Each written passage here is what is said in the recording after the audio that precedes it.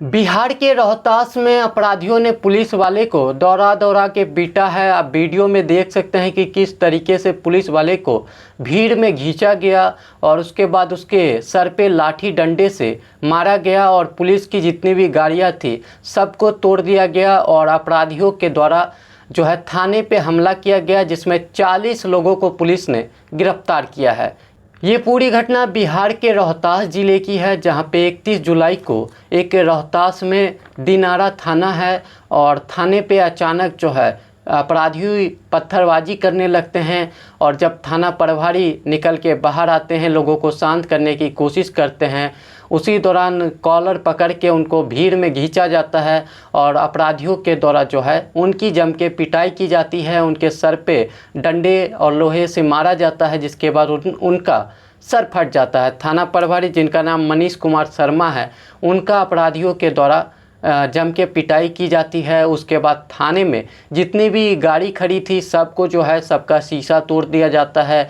जितनी भी कुर्सी थी, खिड़की थी, तमाम चीज़ों को जो है अपराधियों के द्वारा तोड़ फोड़ की जाती है थाने में और 3 पुलिस वाले इस मामले में घायल हो जाते हैं, जिसके बाद पुलिस एक्शन लेते हुए 40 लोगों को गिरफ्तार करती है। मौके पे डीएम एसपी पहुंचते हैं, मामले को शांत करने की कोशिश करते हैं, जहां पे ज़मीनी विवाद से नाराज एक पक्ष ने अचानक थाने पे हमला किया और इस तरीके से पुलिस वाले की जम के पिटाई की और थाने में तोड़फोड़ की, जिसमें 40 लोगों को गिरफ्तार किया है। क्या कुछ कह रहे हैं जिला के एसपी, आप खुद सुनिए। क्या मामला हुआ है? देखिए, मामला है कि बिलवैया में एक ज़मीन है। इस ज़मीन को लेकर 2 पक्षों में विवाद है, जबकि ऐसा उसमें माननीय उच्च न्यायालय का फैसला पहले से आ चुका है और ये लोग उसी के खिलाफ अभी तक आगे का कोई आदेश न्यायालय का आया नहीं। इसी बात को लेकर पहले से भी ये लोग कई बार विवाद पैदा करने की कोशिश किए हैं, बिलवैया के ही कुछ लोग। आज जब उसमें से एक पक्ष, जिसके पक्ष में न्यायालय का फैसला है, उसके द्वारा स्थिति करने की कोशिश की जा रही थी। विधि व्यवस्था नहीं बिगड़ी, इसलिए पहले से वहाँ बल की प्रतिनियुक्ति थी। एसडीएम एसडीपीओ खुद वहाँ कैंप कर रहे थे, लेकिन फिर भी कुछ असामाजिक तत्वों द्वारा घटनास्थल पर जब वो लोग कोई किसी भी तरह का उपद्रव करने में नाकाम रहे, तब उनके द्वारा कायरतापूर्ण तरीके से थाना में यहाँ बल नहीं था तो यहाँ आकर हंगामा किया गया। सर, कितने पुलिसकर्मी घायल हैं? इसमें 3 लोग अभी तक हैं मामूली रूप से जख्मी और गिरफ्तारी की गई है। इसमें लगभग 40 लोगों की गिरफ्तारी की गई। और मामला की दूसरा गोली लगने एक और बात, अभी आप लोग मीडिया में बहुत सारा इस तरह का बात चल रहा है कि गोली लगी है। जो अपराधी लोग हैं उन्हीं में से कुछ लोग हॉस्पिटल में गए थे और उनके द्वारा डॉक्टर को बोला गया है कि मुझे गोली लगी है।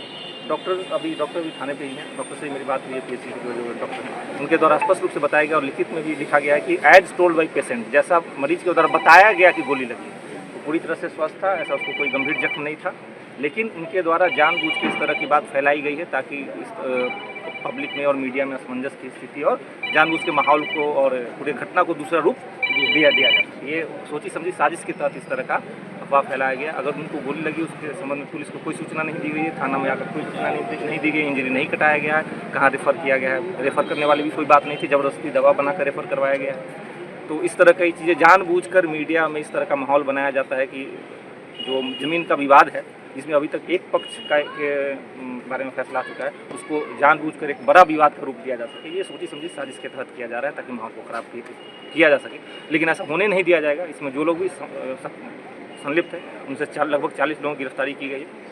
पूरा मामला है कि इसमें पुलिस का कहीं से कोई भूमिका नहीं है, पुलिस से किसी तरह कोई विवाद नहीं है, पुलिस से किसी तरह कोई असंतोष की बात ही नहीं है। जानबूझकर जमीन विवाद को पुलिस से विवाद करने का रूप दिया जा रहा है। पुलिस से किसी तरह का कोई मामला ही नहीं है। इससे पहले भी जब भी ये लोग विवाद करने की कोशिश की हैं, पुलिस और स्थानीय एसडीएम एसडीपीओ द्वारा भी समझा बुझा कर उनको माननीय न्यायालय के फैसले के बारे में आगे अपनी जो बातें रख के जिस तरीके से इसको करने का सलाह दिया गया, लेकिन फिर भी उस सलाह को नहीं मान के ये लोग चाहते हैं कि जानबूझ के हम विवाद खड़ा करें जिससे हमको ज़मीन पर एक हक मिले। लेकिन ये न्यायालय के स्तर से, माननीय न्यायालय के स्तर से संभव है, हमारे स्तर से इसमें किसी भी तरह का कोई हस्तक्षेप संभव नहीं है।